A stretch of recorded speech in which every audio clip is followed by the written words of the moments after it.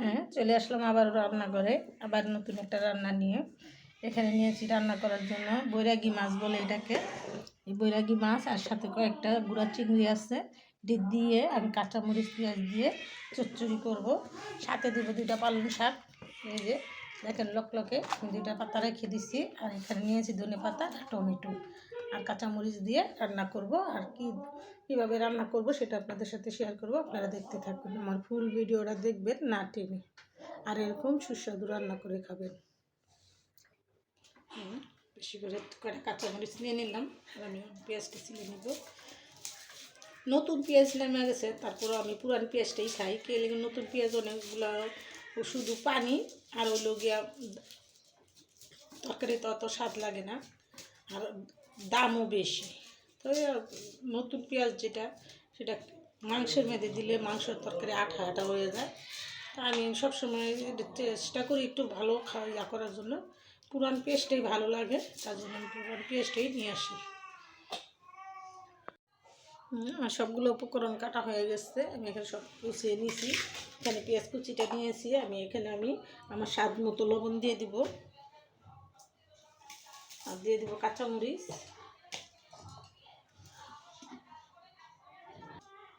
দিয়ে দেবো 1/2 চামচ হলুদের ফাঁকি, বেশি দিব না, যেহেতু গুঁড়া মাছের চচ্চড়িতে এত মশলা লাগে না। দিয়ে দেবো পরিমাণ মতো একটু তেল।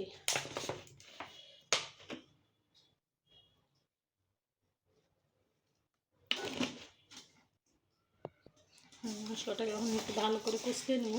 এখানে মরিচের ফাঁকি দিব না, কালকে মাছ কাটতে গিয়ে আমার হাতটা কেটে গেছে, আমার এটা কাটতে ইয়া করতেছে, জ্বালা করতেছে। তারপরেও আপনাদের সাথে এইরকম করে মাখায় তরকারিটা রান্না করলে অনেক ভালো লাগে। এরকম করে মাখায় নেবে। আমি এখন মাছটা দিয়ে দিব।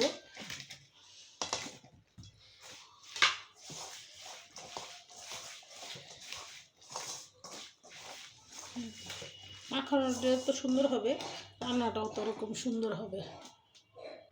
হ্যাঁ, দিয়ে দিব এখন টমেটো কুচিটা, দিয়ে দেবো আমার পালং শাকটা। একদম দেখবেন রান্নার শেষে যে একটা সুন্দর গ্রান আসে, আপনারা ওইরকম করে রান্না করে খেয়ে দেখবেন। আর দিয়ে দেবো ধনে পাতা। এটা একদম শর্টকাটে রান্না, কোনো জোর ঝামেলা নেই, খালি বসায় দিলেই 2-4 মিনিটের মধ্যে হয়ে যাবে। হ্যাঁ, দিয়ে দেবো এটা আমার হাত ধোয়া একটু পানি সামান্য হয়ে গেছে। এটা আমি 5 মিনিট রান্না করব, ফিরে আসবো 5 মিনিট পর। ফিরে আসলাম 2 মিনিট পর। দেখেন কালারটা কত সুন্দর আসছে, মনে হয় যে সবুজের বাহার। এত সুন্দর হয়েছে, এত সুন্দর কালার। আর শীতের দিন আপনারা যাই রান্না করে খাবেন অনেক সুস্বাদু হবে, আপনারা এরকম করে রান্না করে খাবেন। আর এই রান্নাতে আমি কী মশলা উপকরণ কী দিয়ে রান্না করলাম আপনাদের সাথে ফুল ভিডিওটা শেয়ার করলাম। আপনারা এরকম রান্না করে খাবেন। আমি আরও 5 মিনিট আরও একটু ঝোলটা টানাবো, ফিরে আসবো 2 মিনিট পর। ফিরে আসলাম 2 মিনিট পর। দেখেন একদম তেলগুলো, দেখেন তেল সব বাড়িয়ে গেছে, আর একটু পানি নেই, একদম মাখো মাখো চচ্চড়া হয়ে গেছে। আর এরকম করে এই গুঁড়া মাছ রান্না করতে হয়। আমার এটা হইলো ফাইনাল লুক, আর আমার রান্নাটা শেষ। আমি আর ভিডিওটা বড় না করে এখানে রেখে দিব। আসসালামু আলাইকুম। আপনারাও এরকম করে রান্না করে খাবেন, আর নতুন নতুন ভিডিও পেতে আমার সাথেই থাকুন। আসসালামু আলাইকুম। বিসমিল্লাহির রহমানির রহিম। আসসালামু আলাইকুম। এটা হলো সুস্বাদু গুঁড়া মাছের চচ্চড়ি। আর এই গুঁড়া মাছের চচ্চড়িটা আমি কী দিয়ে রান্না করলাম, কীভাবে, এটা গুঁড়া মাছ দিয়ে, এটা পালং শাক দিয়ে, ধনে পাতা দিয়ে চচ্চড়ি করা, মাখিয়ে কাঁচামরিচ দিয়ে। দেখেন দেখতে যেমন সুন্দর হয়েছে, খেতেও খুব সুস্বাদু।